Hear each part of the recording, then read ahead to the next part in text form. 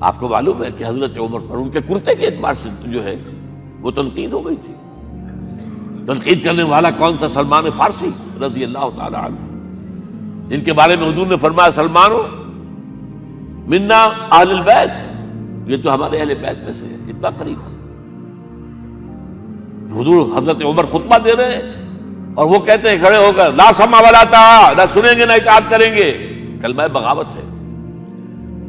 تو کوئی ناگواری کا احساس نہیں. مجمع عام میں بات ہو رہی ہے. کیوں کیا بات ہے؟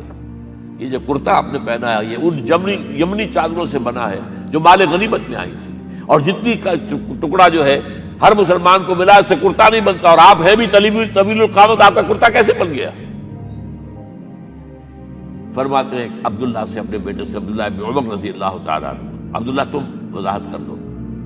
وہ کھڑے ہو کے کہتے ہیں نہ میرا کرتا بن رہا تھا نہ ابا جان کا، میں نے اپنے حصے کا کپڑا ابا جان کو دیا ہے، اس سے ہی کرتا بنا. الآن نسمع ونطیع، بس اب اس کے بعد آپ فرمائیے، آپ جو کہیں گے سنیں گے اور اطاعت کریں گے.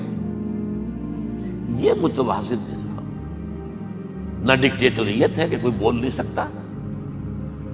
تم اور حاکم وقت پر تنقید کر رہے ہو اور برملا کر رہے ہو. ایک عورت پکڑ لیتی ہے حضرت عمر کو رضی اللہ تعالی عنہ. حضرت عمر نے آرڈیننس نافذ کر دیا تھا کہ اتنے سے زیادہ، اتنی رقم سے زیادہ مہر نہیں رکھا جا سکتا. کہ عمر تم کون ہوتے ہو ہمارے حق کے اوپر پابندی لگانے والے؟